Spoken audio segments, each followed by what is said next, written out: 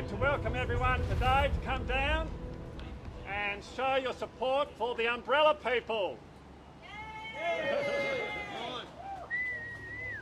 The umbrella people have been standing for 496 days at last count. Is that correct? World record.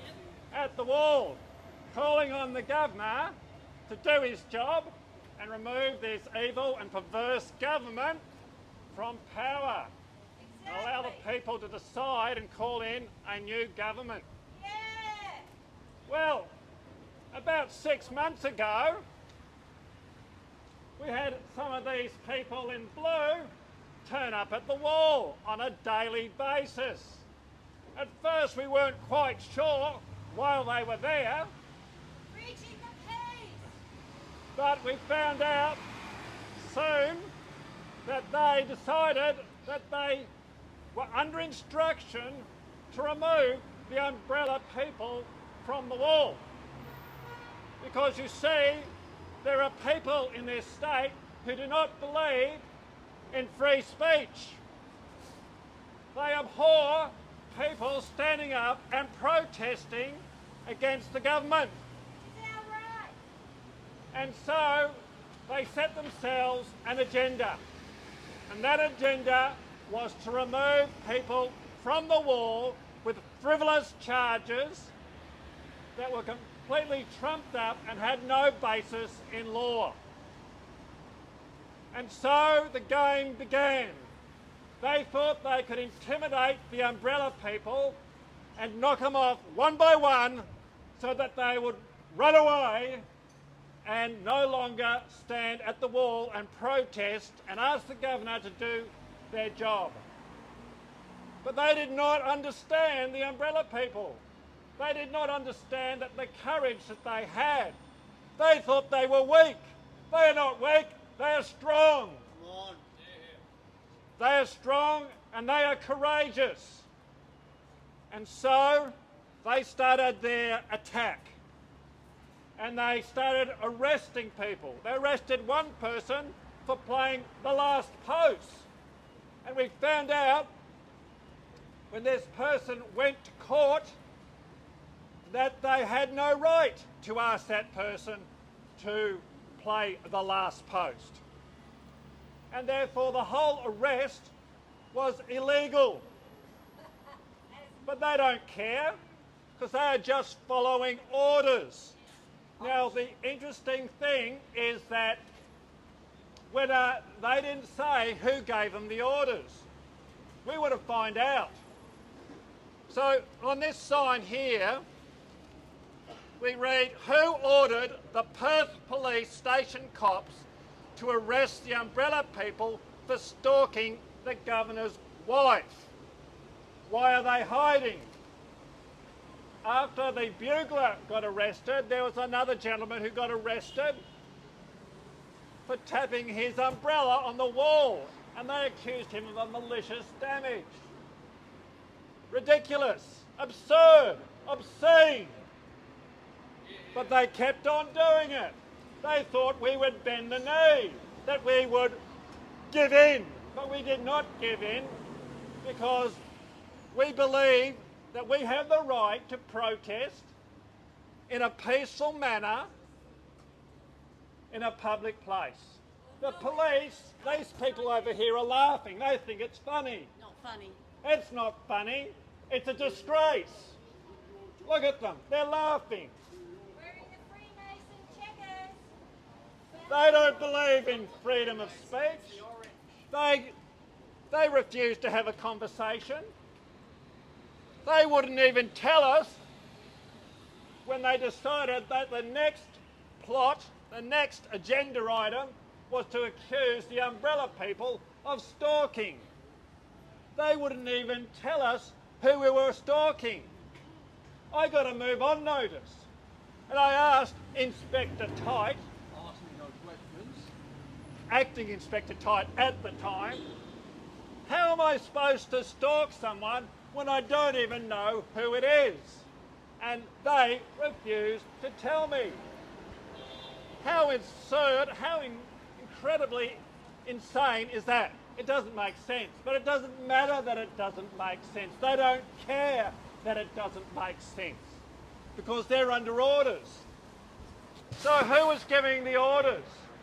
Because we have Inspector Tite on video saying to me, I've already told you what I had to do.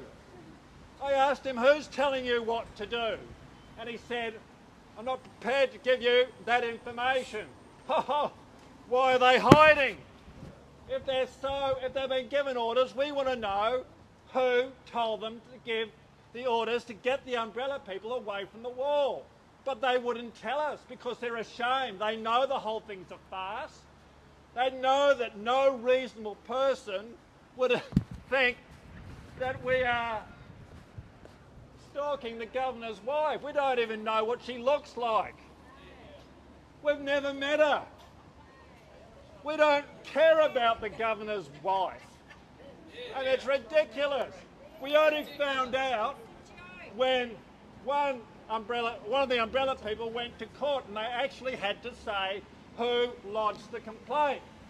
And then we found out it was the governor's wife. Well, this went on.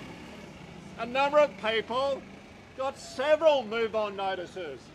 My good friend John here, five move-on notices, okay? So it was becoming a complete and utter farce day after day. He'd get a new move-on notice. And the reason was that they were accusing him of stalking. Well, I asked, how many times do you have to be down at the wall to be considered a stalker? Do you think they'd give me an answer to that? No, they wouldn't do that. They don't want to give any information at all. So Inspector Tite asked me no questions, came down with the umbrella people who were forced to move to the Ruse, which is about 150 metres down from the wall outside Governor House, and he came on and said, you are not allowed to stand in front of Governor House. What? Was there a restraining order? Was there an order from the judge saying that they could not go there? No. They made it up. They made it up. They had no legal authority to do that. It was shameful. Now, there's so much to say here because then it started getting violent. These people in blue, who I used to respect, to be honest, I used to respect the people in blue, that they were protecting the people. They were supposed to protect the people, but no, they weren't respecting the people. They were causing them to be injured. We have a number of people who were injured by police who violently and aggressively arrested them for no reason. Sharon here, sitting hastily at a bus stop, was arrested. 3 large police officers, look at the size of her, look at the size of her. They needed 3 large policemen to arrest her. She was in a lot of pain. Bullies! They were bullies, yes. They heard it. She's got bruises all over her arm. It's shameful, absolutely shameful. And then we had media there and they said, stand back, or do you want to be arrested as well? They don't want the media to record their evil deeds. It's shameful. They don't believe in the freedom of the media. Oh, there they are, they're having a bit of a laugh again. Enjoy having a good time up there? Yeah. They're not even listening. They don't care. They simply don't care. Be ashamed of yourself. You think they would actually listen to what we're saying because we're making a formal complaint about the police and they don't care. They're having a bit of a laugh, bit of a giggle. Shameful behaviour. So, we had people who got bruises, sore backs, injured. Poor old Colin He thought he was going to die in the back of the paddy wagon. Shocking, evil behaviour. Shame on the police. Shame. We had others who were arrested for failing to give their name. And they were accused, like me, of stalking. Stalking. They don't even know the governor's wife. I wouldn't recognise her if I fell over her. And they haven't been there. They accuse me of being associate of the umbrella people. But I can't go down every day. I'm working full time.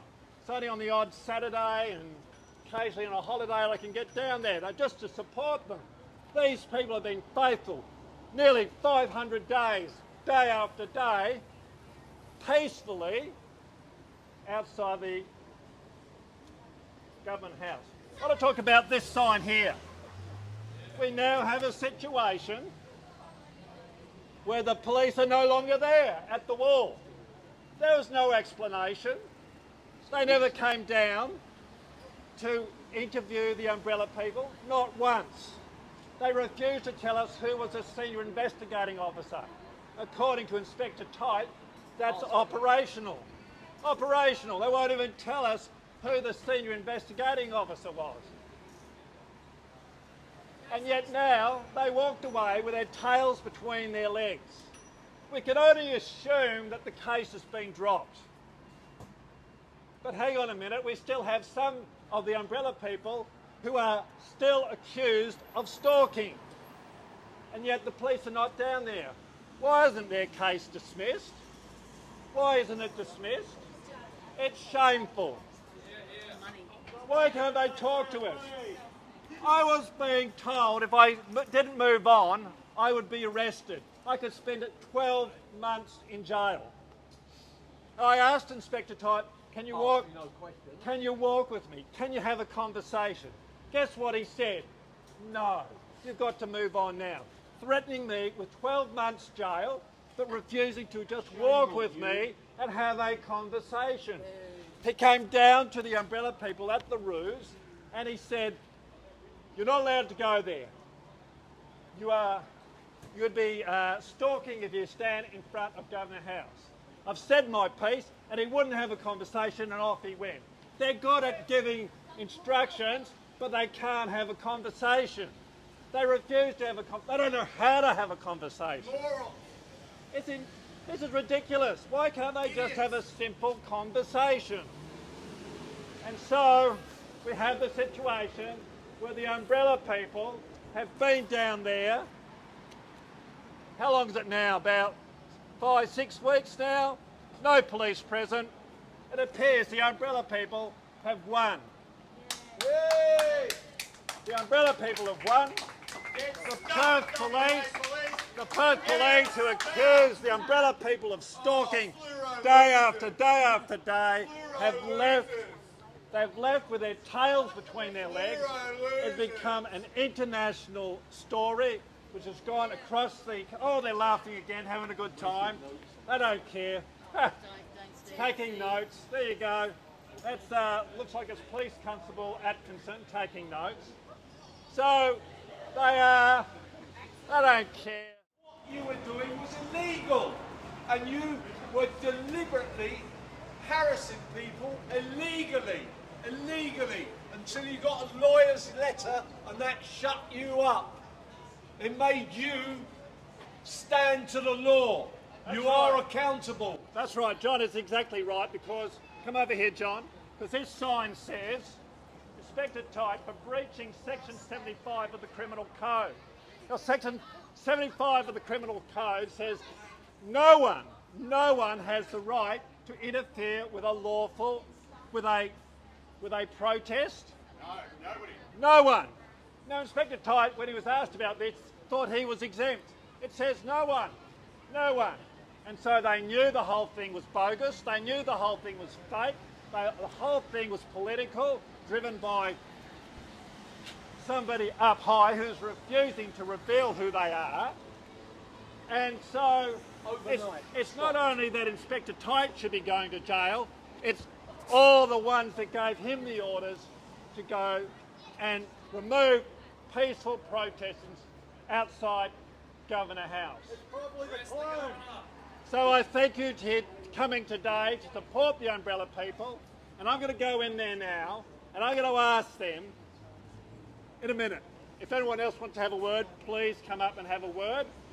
And I'm going to ask them if anyone is willing to tell us what is the latest. Has the case officially been dropped or not? Who is the Senior Investigating Officer? Thank you for coming today and supporting the umbrella people. Well done, sir.